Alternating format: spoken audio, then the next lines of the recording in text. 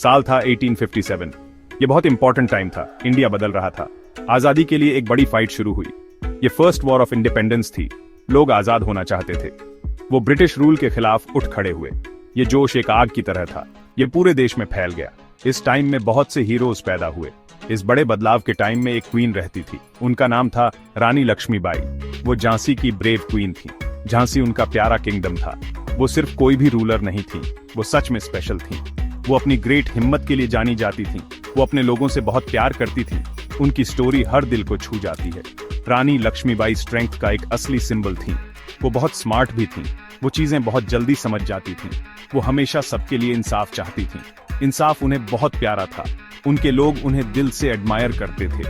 वो जानते थे कि वो हमेशा उन्हें प्रोटेक्ट करेंगी। उन्होंने हमेशा ग्रेट लीडरशिप दिखाई। उन्होंने बचपन में ही लड़ना सीख लिया था। उनकी लाइफ 1857 से पहले भी कमाल की थी। उन्होंने झांसी के किंग से शादी की, लेकिन वो बहुत जल्दी गुजर गए। ब्रिटिश ने उनके अडॉप्टेड सन को एक्सेप्ट नहीं किया। ये उनके लिए एक बड़ा चैलेंज था। ब्रिटिश झांसी लेना चाहते थे, लेकिन रानी लक्ष्मीबाई स्ट्रांग थी। वो अपना होम नहीं छोड़ेंगी। उनकी फाइट तो अभी शुरू हुई थी। रानी लक्ष्मीबाई बहुत ब्रेव थीं। वो सच में निडर थीं। उन्होंने कभी डर नहीं दिखाया, मुश्किल टाइम में भी नहीं। ब्रिटिश ने उनके किंगडम को धमकी दी, लेकिन वो हिम्मत से खड़ी रही। उनकी ब्रेवरी ने उनके सोल्जर्स को हिम्मत दी।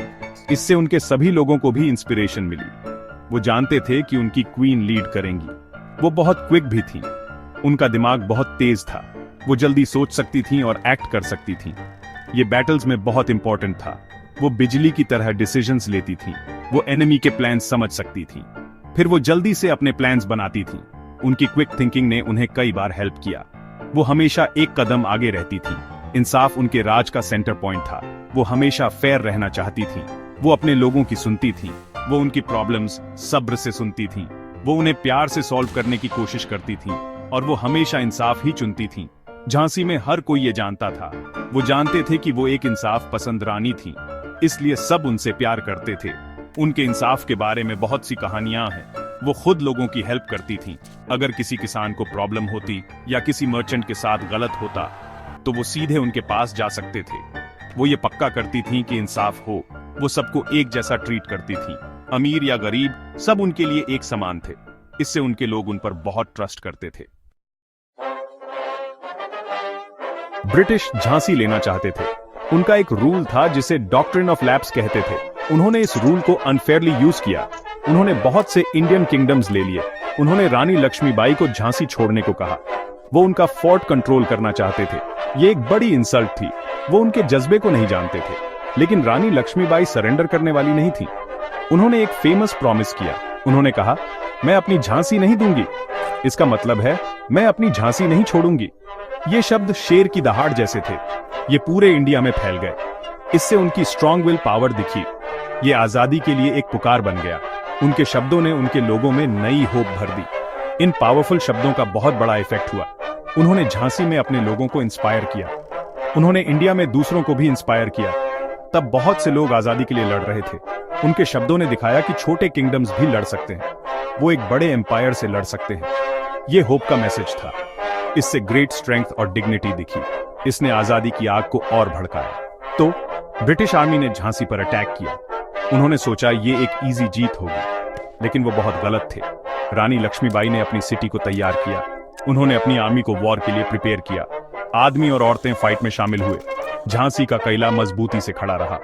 फाइट बहुत लंबी और मुश्किल थी, लेकिन झांसी का हौसला टूटा नहीं।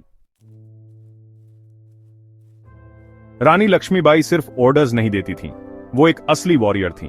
वो अपने घोड़े पर बैठकर बैटल में जाती थीं। वो सोल्जर की तरह ड्रेस पहनती थीं। वो 2 तलवारों से लड़ती थीं। उनका स्किल देखकर लोग दंग रह जाते थे। सोचो, एक क्वीन अपनी आर्मी को लीड कर रही है। वो बिल्कुल फ्रंट पर रहती थीं। वो सबके लिए एक सच्ची हीरो थीं। और भी अमेजिंग क्या था, वो अपने छोटे बेटे के साथ लड़ी। उनका बेटा दामोदर राव उनकी पीठ पर बंधा हुआ था। वो एक मां थीं, वो एक वॉरियर थीं।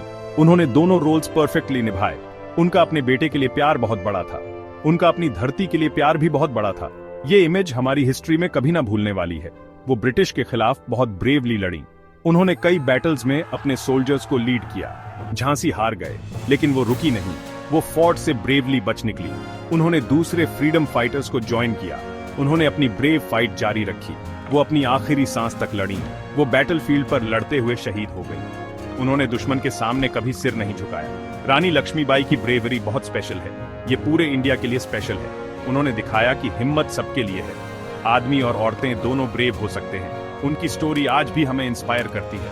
वो हमारे देश के लिए प्यार का सिंबल है। वो निडरता का सिंबल है। इंडिया को अपनी नारी शक्ति पर गर्व है। रानी लक्ष्मीबाई जैसी औरतें हमें प्राउड फील कराती हैं।